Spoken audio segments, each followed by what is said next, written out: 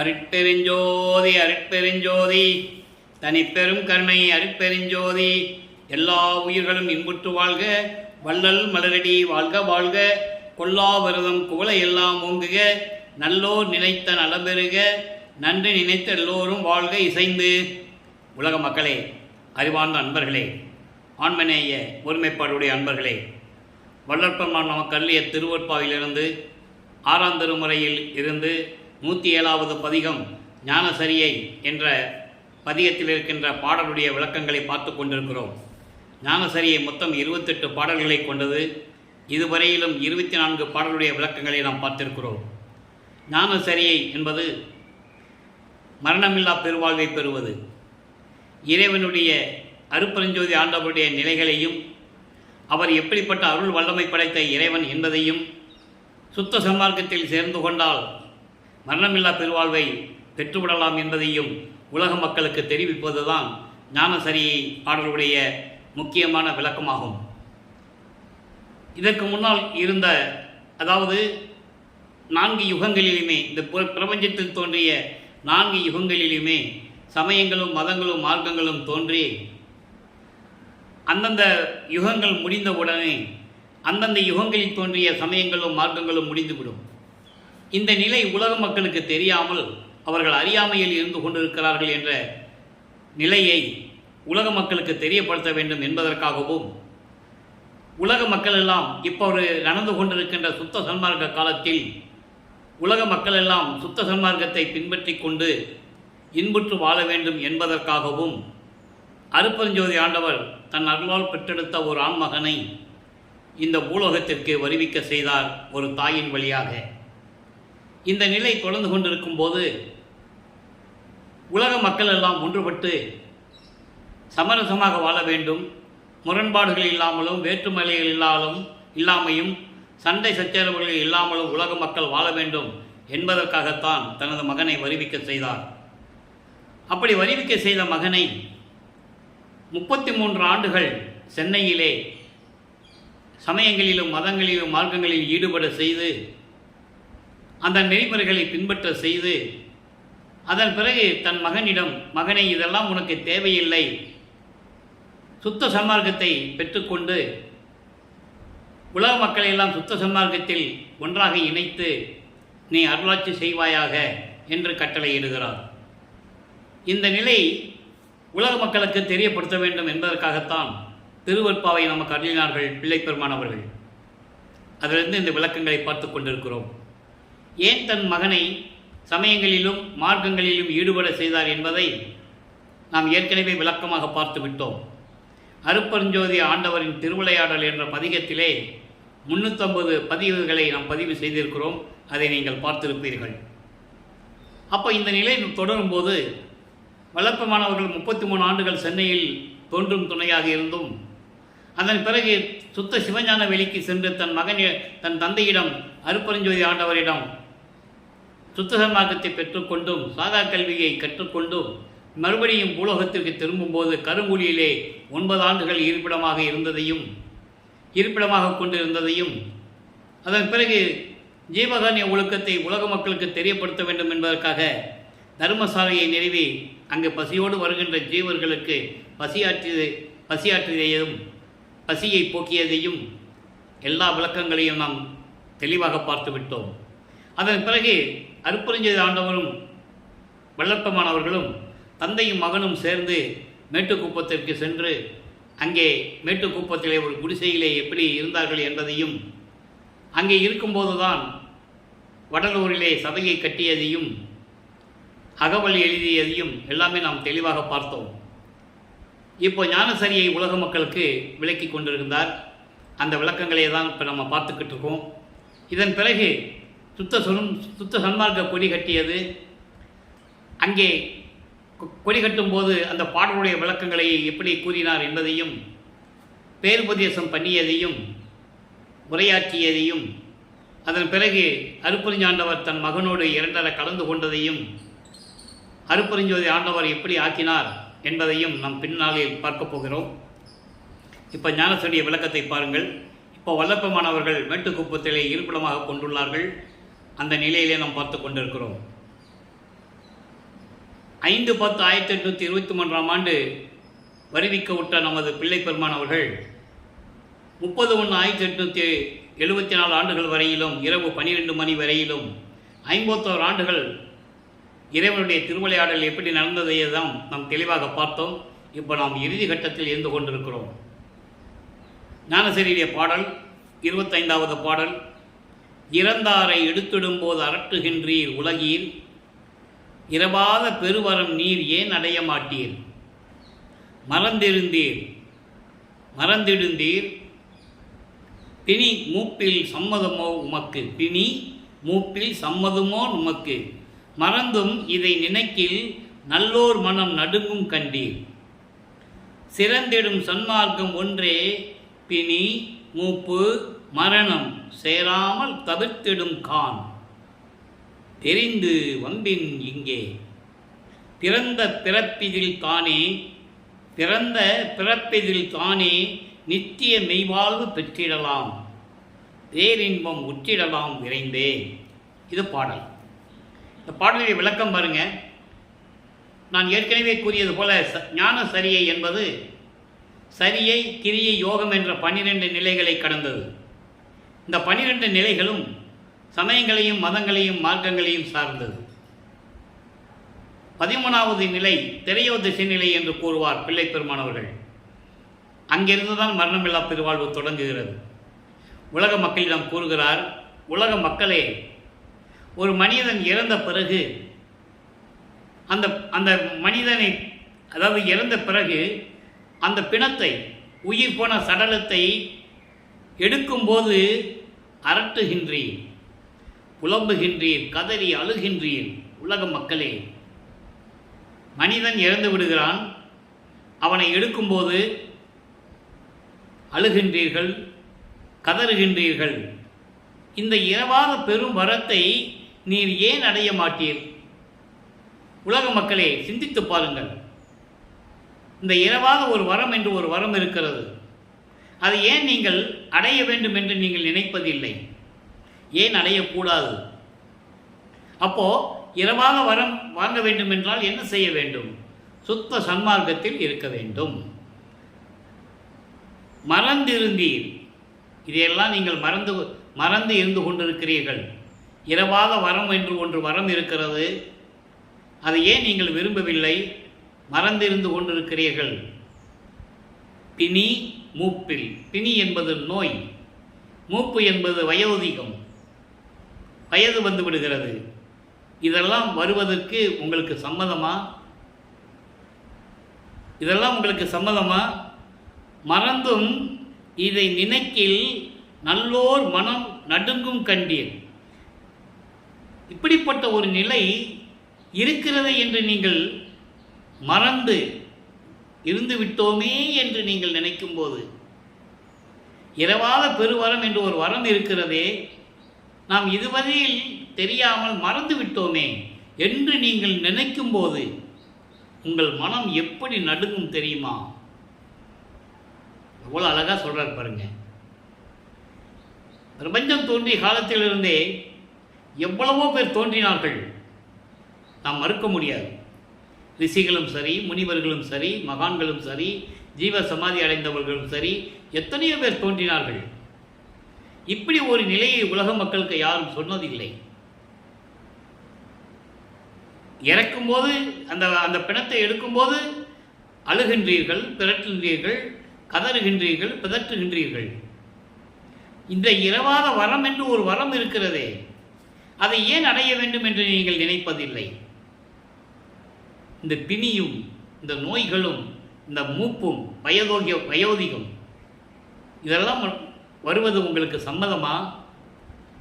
இப்படி ஒரு வரம் இருக்கிறது என்று நீங்கள் மறந்து இருந்து விட்டோமே என்று நினைக்கும் போது உங்கள் மனம் எப்படி நடுங்கும் தெரியுமா? அடுத்து சொல்றார் பாருங்க. சிறந்திடும் சன்மார்க்கம் ஒன்றே பிணி மூப்பு மரணம் சேராமல் தவிர்த்திடும் கான். உலக மக்களே, இப்படிப்பட்ட அருள் நெறி உடைய சுத்த சன்மார்க்கம் ஒன்று இருக்கிறது. அந்த சுத்த சன்மார்க்கத்தில்தான் நோய்கள், வயோதிகம், மரணம் இதை சேராமல் தடுக்கும். அதை நீங்கள் தெரிந்து கொள்ளுங்கள். தெரிந்து வம்பின் இங்கே. அப்போ அறிந்து கொண்டு நீங்கள் இப்பொழுது சுத்த சன்மார்க்கத்தில் வந்து சேருங்கள். வம்பின் வந்து சேருங்கள், வாருங்கள். அப்படி இப்படிப்பட்ட ஒரு சன்மார்க்கம் இருக்கிறது என்று நீங்கள் தெரிந்து கொள்ளுங்கள் உலக மக்களே. பின்னால் அதை நினைத்து கொண்டு ஐயோ இதை பின்பற்றாமல் விட்டு விட்டோமே என்று நீங்கள் நினைக்கும் போது உங்கள் மனம் எவ்வளவு துடிக்கும் தெரியுமா? அதனாலே உலக மக்களே, சுத்த சன்மார்க்கத்திற்கு வாருங்கள். மரணமில்லா பெருவாழ்வு என்று ஒரு வரம் இருக்கிறது என்று கூறுகிறார். அடுத்து பாருங்க, பிறந்த பிறப்பிதில் தானே நித்திய மெய்வாழ்வு பெற்றிடலாம். இந்த பூலோகத்தில் மனிதனாக பிறந்து விட்டோம். இந்த பிறப்பு இருக்கிறதே, இந்த பிறப்பில்தான், இந்த மனித பிறவில்தான் நாம் அழிவில்லாத ஒரு வாழ்க்கையை பெற முடியும். நீங்கள் பெற்றுக்கொள்ளலாம். பிறந்த பிறப்பிதில் தானே நித்திய மெய்வாழ்வு பெற்றிடலாம். அதான் சொன்னேன் நேற்று ஒளிப்பதிவில், மனித பிறவி என்பது ஒரு அற்புதமான பிறவி. நல்லது கெட்டது தெரிந்து கொள்ள வேண்டிய ஒரு பிறவி. மரணமில்லா திருவாழியில் எப்படி வாழ வேண்டும் என்று தெரிந்து கொள்ளக்கூடிய ஒரு நிலையான பிறவி மனித பிறவி. இதற்கு முன்னால் தோன்றிய யுகங்களிலே தோன்றிய அத்தனை பேருமே இந்த நிலையை உலக மக்களுக்கு யாரும் கூறவில்லை. ஏனென்றால் சுத்த சன்மார்க்கம் யாருக்குமே தெரியாது. சுத்த சன்மார்க்கம் யாருக்குமே தெரியாது. உலக மக்களிடம் சொல்லவில்லை அவர்கள். அதை கூறுவதற்காகத்தான் சுத்த சன்மார்க்கத்தின் நிலையை உலக மக்களுக்கு தெரியப்படுத்த வேண்டும்.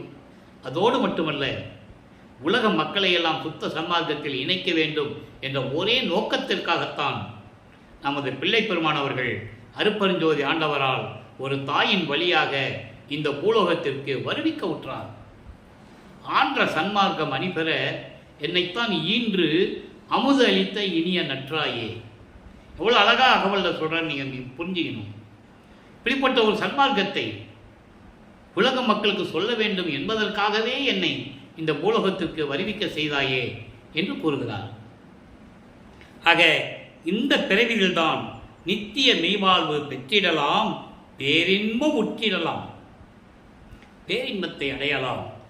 விரைந்தே, உடனே, உறுதியாக சொல்லுகிறேன், சத்தியமாக சொல்லுகிறேன், உடனே நீங்கள் பெற்றுக்கொள்ளலாம், பேரின்பமாக வாழலாம். உலக மக்களே, நீங்கள்லாம் சுத்த சன்மார்க்கத்திற்கு வாருங்கள் என்று அழைக்கிறார். இது சுத்த சன்மார்க்க பாடலுடைய இறைவன் கொடுத்த சுத்த சன்மார்க்க விளக்கம். இதற்கு ஏற்றபடி இந்த பாடலிலே சொன்ன இந்த பிணி மூப்பு மரணம் சேராமல் தவிர்த்திடும் மார்க்கம் ஒரே மார்க்கம் சுத்த சன்மார்க்கம் என்று கூறுகிறார். அதை எப்படி அவர் பிள்ளைப்பெருமானர்கள் பெற்றுக்கொண்டார் என்பதை உலக மக்களுக்கு எப்படி சொல்லுகிறார் என்பதை ஒரு பாடலில் விளக்கத்தை சொல்ல நான் கடமைப்பட்டிருக்கிறேன். 90வது பதிகம் உற்றது உரைத்தல். இப்போது உலக மக்கள் எல்லாம் சுத்த சன்மார்க்கத்துக்கு வாங்க, நீங்கள் மரணமில்லா பெருவாழ்வு இருக்கலாம்னு சொல்லிட்டாரு. அதை உலக மக்களுக்கு ப்ரூவ் பண்ணணும், நிரூபிக்கணும்ல. அதுக்காக தான் பெற்ற வரங்களை உலக மக்களுக்கு சொல்லுகிறார். உற்றதை உரைத்தல், இறைவனிடம் தான் பெற்றதை உலக மக்களுக்கு கூறுகிறார். ஏனென்றால் உலக மக்கள் நம்ப வேண்டும், உலக மக்கள் அதில் உறுதியாக இருக்க வேண்டும் என்பதற்காக. 8வது பாடல் இங்கே நல்லா பாருங்க. நிலத்தே அடைந்த இடர் அனைத்தும், நிலத்தே அடைந்த இடர் அனைத்தும் நிமிடத்து ஒளித்தே நிலை பெற்றேன், வளத்தே அழியா வரம் பெற்றேன், மணி மன்று ஏத்தும் வாழ்வு அடைந்தேன், குலத்தே சமய குழியிடத்தே. சமய குழின்னு சொல்ற பாதாள சாக்கடை, பாதாள குழி, வெறிக்கும் சமய குழின்னு சொல்லுவாரு கொடிப்பாட்டில். அதை நம்ம பின்னால் பார்க்க போகிறோம். சமய குழியிடத்தை விழுந்து இவ்வுலகம் குமையாதே நல்லத்தே சுத்த சன்மார்க்கம் நாட்டான் என்றேன், நாட்டகத்தே. இவ்வளவு அருமையான பாடல். பிரபஞ்சத்தின் உண்மையை மட்டும் கூறவில்லை, அவர் எப்படி அருளை பெற்றுக்கொண்டார் உலக மக்களுக்கு தெரியப்படுத்துகிறார். நிலத்தை அடைந்த இடர் அனைத்தும் என் தந்தை அருட்பெருஞ்சாண்டவர் இந்த பூலோகத்திற்கு அனுப்பி வைத்தார். நான் வருவிக்க உற்றேன். சமயங்களிலும் மதங்களிலும் மார்க்கங்களிலும் ஈடுபட்டு கொண்டிருந்தேன். அது பின்னாளில் இறைவனுடைய திருவிளையாடல் என்று நான் அறிந்து கொண்டேன்.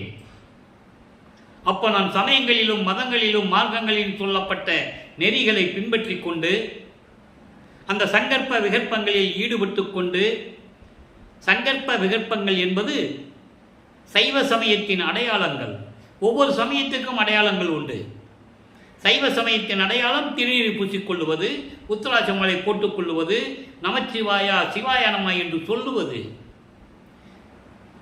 சைவ சமயத்தின் தலைவனாகிய சிவபெருமானை அடையாளமாக வைத்து உருவத்தை வைத்து ஆராதனை செய்து அர்ச்சனை செய்து அபிஷேகம் செய்து வழிபடுவது. இது சங்கற்ப விகற்பங்கள். இது சைவ சமயத்தை சேர்ந்தது. அதே போல வைஷ்ணவ சமயத்துக்கும் உண்டு திருமாலம். நாமங்கள் இட்டுக்கொள்வது, ஒத்த நாமம், பட்டநாமம், கொண்டி நாமம், இடகலை, வன்கலை, தென்கலை என்ற நிறைய பிரிவுகள் உண்டு. இப்படி இந்த பூலோகத்திலே நான் வருவிக்க உற்று நான் அடைந்த துன்பங்கள் கொஞ்ச நஞ்சமல்ல. காரணம், அப்போ எனக்கு சுத்த சன்மார்க்கம் தெரியாது. அதை சொல்றாரு, நிமிடத்து ஒழித்தே. என் தந்தை சுத்த சன்மார்க்கத்தை கொடுத்த பிறகு ஒரு நிமிடத்தில் எல்லாவற்றையும் அழித்து நீக்கி ஒழித்து நிலை பெற்றேன். அழியாத நிலை பெற்றேன். அது பேருபதேசத்தில் சொல்லுவார். அப்போ எனக்கு அற்ப அறிவாக இருந்தது. மக்கள் கேட்பாங்க, பேரு உபதேசம் பண்ணிட்டு இருப்பார் நமது இறைவன் வல்லப்பெருமானவர்கள். அப்போ மக்கள் கேட்பாங்க, என்ன சாமி நீங்களே இப்படியெல்லாம் இருந்தீங்க, நாங்கள் கேள்விப்பட்டோம் சென்னையில், இப்போ இதெல்லாம் வேண்டான்னு சொல்கிறீங்களேன்னு சொல்லும்போது அப்போ சொல்லுவார், அற்ப அறிவாக இருந்தேன். இந்த அற்ப அறிவு என்பதற்கு நான் ஒரு பதிவே விளக்கம் கொடுத்திருக்கிறேன். அவருக்கு அறிவு இல்லாமல் இல்லை, மறைப்பு நிலை இருக்கிறது என்ற நிலையை அவர் அற்ப அறிவு என்று கூறுகிறார். மறைப்பு நிலை, தன் மகனுக்கு அருப்பெருஞ்சான் என்றவர் மறைப்பு நிலையை கொடுத்திருக்கிறார். அதனால்தான் அவர் அந்த நிலைகளில் இருந்தார். அதை கூறுவார். அதங்க சொல்றாரே, ஒரு நிமிடத்தை ஒழித்து நிலை பெற்றேன். ஒரே நிமிடம்தான் நீங்க சுத்த சன்மார்க்கத்துக்கு வந்துட்டா. வளத்தால் அழியா வரம் பெற்றேன் சொல்றாரா, மரணமில்லா பெருவாழ்வு. இறைவனுடைய அருள் வளத்தால் மரணமில்லா பெருவாழ்வு பெற்றேன். சுத்த சன்மார்க்கத்தை பெற்றேன், மரணமில்லா பெருவாழ்வு பெற்றேன், மணிமன்று ஏத்தும் வாழ்வு அடைந்தேன். திருச்சிற்றம்பலத்திலே சுத்த சிவஞான வெளியில் இருக்கின்ற இறைவனை வணங்கக்கூடிய அந்த வாழ்க்கையை நான் பெற்றுக்கொண்டேன். அந்த வாழ்வையும் நான் அடைந்தேன். அருப்பெருஞ்சோதி ஆகிவிட்டேன் என்று கூறுகிறார் மறைமுகமாக. அந்த வாழ்வை அடைந்தேன் நான் சொல்லிட்டு சொல்றாரு, குலத்தே சமய குழியிடத்தே விழுந்து இவ்வுலகம் குமையாது நலத்தே சுத்த சன்மார்க்கம் நாட்டான் என்றேன். அழியக்கூடிய அழிந்துவிட்ட இந்த சமய குழியில் உலக மக்களெல்லாம் விழுந்து அழிந்துவிடக்கூடாது என்பதற்காக, அவர்கள் இன்புற்று வாழ வேண்டும் என்பதற்காக சுத்த சன்மார்க்கத்தை நிலைபெற்று நின்றேன். அற்புதமா சொல்றேன். அதான் சொல்லுவாரு ஒரு பாடல்ல, ஆறாம் திருமுறையிலே, என்னையும் இரக்கந்தன்னையும் ஒன்றாக இருக்க இசைவித்து மன்னி வாழ்வுற என்னை வாழ்வித்த கருணை வள்ளல் நீ என்று கூறுவார். சுத்த சன்மார்க்கத்தை கொடுத்து உலக மக்கள் எல்லாம், இந்த உலகங்கள் எல்லாம், உலக மக்கள் எல்லாம் அழியாமல் இருக்க வேண்டும் என்பதற்காக என் தந்தை அருட்பெருஞ்சாண்டவர் எனக்கு அருளை பெற்றேன். சுத்த சன்மார்க்கத்தை பெற்றேன். வருவித்த வண்ணமும் நானே, இந்த மாநிலத்தை செய்யும் வண்ணமும் நானே. அதை இங்க சொல்றாரு, இவ்வுலகம் குமையாது நலத்தே சுத்த சன்மார்க்கம் நாட்டான் என்றேன். சுத்த சன்மார்க்கத்தை உறுதியாக பிடித்துக் கொண்டு நிலை பெற்று நின்று கொண்டிருக்கிறேன். இதற்காகத்தான் என்னை வருவிக்க செய்தார் அருட்பெருஞ்சாண்டவர். இந்த பிரபஞ்சத்தை இயக்கிக் கொண்டிருக்கிறேன் அவன் அருளால் என்று கூறுகிறார். நாட்டகத்தே, நாட்டகம் என்பது என்ன? சுத்த சிவராஜ்யம். இன்னைக்கு யார்கிட்ட இருக்கு சுத்த சிவராஜ்யம்? வல்லற்பெருமானிடம், தன் தந்தையிடம் பெற்றுக்கொண்டார். சுத்த சன்மார்க்கம் சுத்த சாம்ராஜ்யத்தில் இருந்து கொண்டு, சுத்த சிவஞான வெளியில் இருந்து கொண்டு, நான் சுத்த சன்மார்க்கத்தை நிலையாக பெற்றுக்கொண்டு இந்த உலகமும் உலக மக்களும் அழியாமல் இருக்க வேண்டும் என்பதற்காக இறைவனுடைய அருள் வளத்தால் அழியா வரம் பெற்றேன். தெளிவாக சொல்கிறார். அடுத்து ஒரு பாடல் பாருங்க. இதெல்லாம் ஞானசரி பாடலுக்கு சம்பந்தப்பட்ட விளக்கங்கள். சொல்லிதான் ஆக வேண்டும். நான் ஏற்கனவே கூறியது போல ஞானசரிய வரிக்கு மட்டும் அர்த்தம் சொல்லுவது நமது நோக்கமல்ல. மக்களிடம் சொல்லுகிறார், அவர் பெற்றதையும் மக்களிடம் சொல்ல வேண்டும். இதை மக்கள் நம்ப வேண்டும், உணர வேண்டும் என்பதற்காகத்தான். அடுத்து 101வது பதிகம் உய்வகை கூறல். முதல்ல ஞானசரிய சொல்றாரு, சொல்லிட்டு நான் எப்படி பெற்றுக்கொண்டேன் என்பதையும் சொல்றாரு. சொல்லிட்டு உலக மக்களுக்கு எப்படி சொல்லணும், உய்வகை கூறல். 101வது பதிகம் 8வது பாடல். உலக மக்கள் இதை பின்பற்றி கொண்டு எப்படி இருக்க வேண்டும், அதை எப்படி பின்பற்ற வேண்டும் என்பதை கூறுவது. இறைவனே மக்களிடம் கூறுகிறார். யாருக்கு இந்த மாதிரிலாம் சொன்னது நினைச்சு பாருங்க. கிடையவே கிடையாது. தோன்றினார்கள், ஏதோ பாடினார்கள், இறைவனர்களை பெற்றுக்கொண்டு முக்தி அடைந்து விட்டார்கள். சரியக்கிரிய யோகம் என்ற 12 நிலைகளில் இருந்து கொண்டு அதன் பிறகு ஞான சித்தியை அடைந்தது யார்? இந்த பிரபஞ்சத்திலேயே இறைவனுடைய மகன் வல்லற்பமான ஒருவர் தான் என்பதை இங்கே நான் பதிவு செய்ய கடமைப்பட்டிருக்கிறேன். 6ஆம் திருமுறையிலே 64வது பதிகம் திருவுந்தியார் என்ற பதிகத்திலே கூறுவார், முத்தியை பெற்றேன், அம்முத்தியினால் ஞான சித்தியை உற்றேன் என்று உந்திப்பெற. உந்திப்பெற என்பது ஒரு சையைக்காக, அதாவது ஒரு நிகழ்ச்சிக்காக சொல்லுவது. அது குழந்தைகள் விளையாடுவார்கள், காக்கா பறை காக்கா பறைன்னு அப்படின்னு சொல்லி விளையாடுவார்கள். அந்த மாதிரி ஒரு ஓமயத்துக்காக கூறுவது. ஞான சித்தியை பெற்றேன் என்று உந்திப்பெற, சித்தன் ஆனேன் என்று உந்திப்பெற. சித்தன் ஆனேன் என்பது நான் இறைவனாகிவிட்டேன் என்று உலக மக்களுக்கு தெரிவித்து விடு என்று சொல்லுவது. ஆக முத்திக்கு அப்புறம் ஞான சித்தி என்று ஒன்று இருக்கிறது. நீங்கள் அகவலிலே படித்திருக்கலாம். முத்தி என்பது நிலை, முந்துரு சாதனம், அத்தகைய என்ற அருட்பெருஞ்சோதி. சித்தி என்பது நிலை சேர்ந்த அனுபவம், கடவுள் நிறைந்த அம்மியமாகக்கூடிய ஒரு நிலை. அந்த சித்தி சுத்த சன்மார்க்கத்துக்கு இருந்தால் தான் கிடைக்கும், இல்லைன்னா கிடைக்காது. யாருமே சுத்த சன்மார்க்கத்தில் இருந்ததில்லை என்பதை தெளிவாக கூறுகிறார். அதாவது அருட்பாவிலே எல்லா விளக்கங்களும் உண்டு. ஆக அப்படியெல்லாம் நிலை உய்வகை கூறல் எப்படி கூறுகிறார், உலக மக்களுக்கு எப்படி அதை கூறுகிறார், எப்படி உலக மக்கள் மேன்மடைய வேண்டும், உலக மக்கள் எப்படி மரணமில்லா பெருவாழ்வை பெற்றுக்கொள்வது, இறைவனுடைய அருளை எப்படி பெற்றுக்கொள்வது, இறைவனிடமிருந்து செல்வங்களையும் பொருள்களையும் எப்படி பெற்றுக்கொள்வது என்றதை இங்கே கூறுகிறார். நல்ல கவனிங்க. சமயம் ஒரு பல கோடியும். பல கோடி என்பது கோடி கணக்கில் அல்ல, பல வகைகள் என்ற அர்த்தம். ஏற்கனவே இந்த விளக்கத்தை நான் கொடுத்திருக்கிறேன். 6 கோடி சமயங்கள் என்று சொல்லுவார், 6 கோடி அந்தங்கள் என்று சொல்லுவார். 6 கோடி என்பது வகையானது, அத்தனை வகைகள். சமயம் ஓர் பல கோடியும்.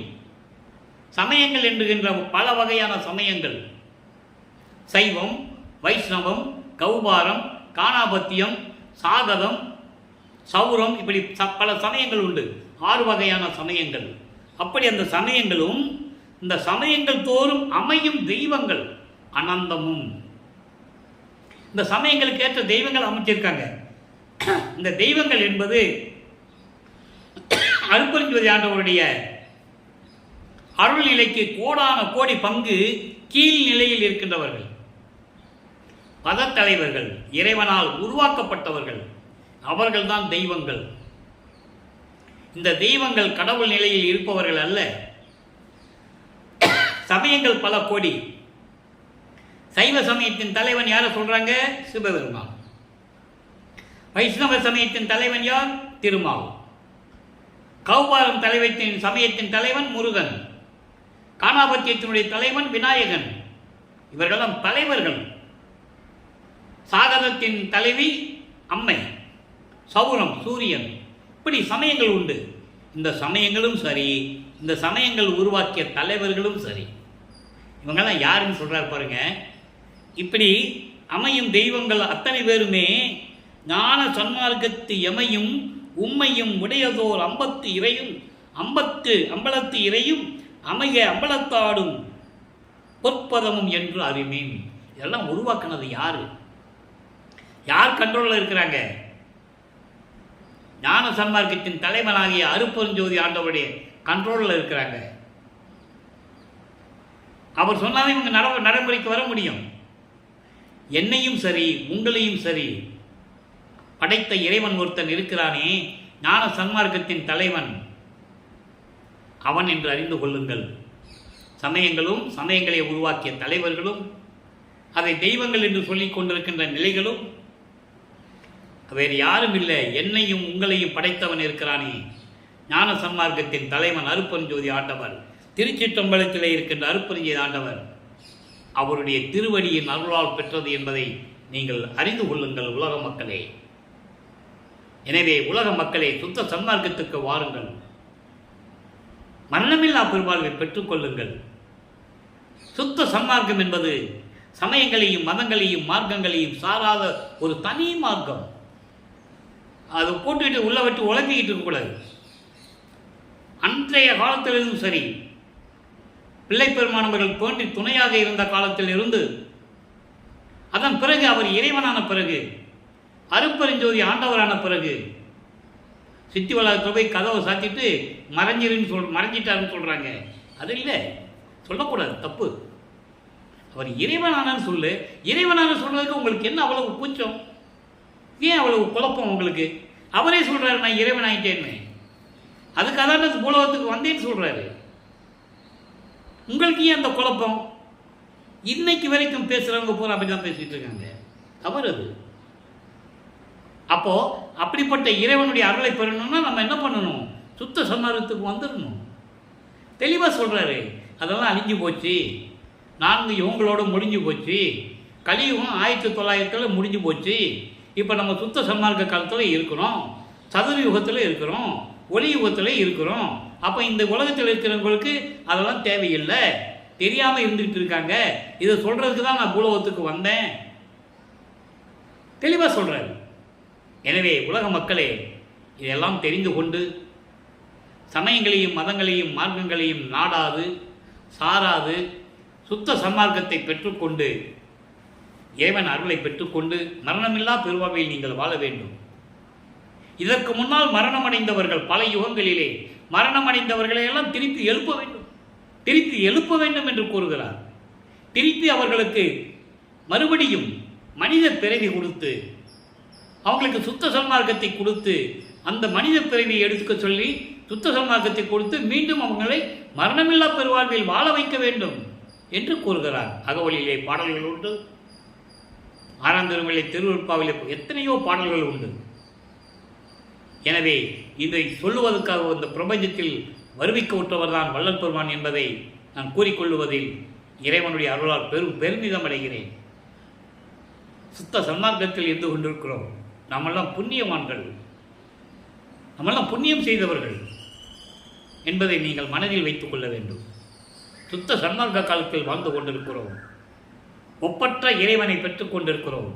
அருட்பெருஞ்சோதி ஆண்டவரை, சாதியும் மதமும் இல்லா ஆண்டவன், சாதியும் மதமும் சமயமும் பொய் என ஆதியில் உணர்த்திய அருட்பெருஞ்சோதி, சாதியும் மதமும் சமயமும் காணா ஆதி அநாதயம் அருட்பெருஞ்சோதி. சாதிகளும் மதங்களும் சமயங்களும் இல்லை என்றால் எல்லாருமே சமரசம், ஒற்றுமையாக வாழ்ந்து கொள்ளலாம். எனவே அன்பர்களே, சுத்த சன்மார்க்கத்தில் இணைந்து நிறைய பேச வேண்டியிருக்கிறது. நமக்கு நேரமின்மை காரணத்தினால் ஒவ்வொரு நாளும் இந்த நிலையில் நாம் முடித்துக் கொள்ள வேண்டிய நிலை இருக்கிறது. அதே நேரத்தில் அருட்பெருஞ்சோதி ஆண்டவருடைய திருவிளையாடலை சொல்லும்போது 1 மணி நேரம் நாம் தினமும் பார்த்தோம், 1 வருட காலமாக பார்த்திருக்கிறோம். இது பாடலுடைய விளக்கம் என்பதனால் சுருக்கமாக சொல்லி முடிக்கிறேன்.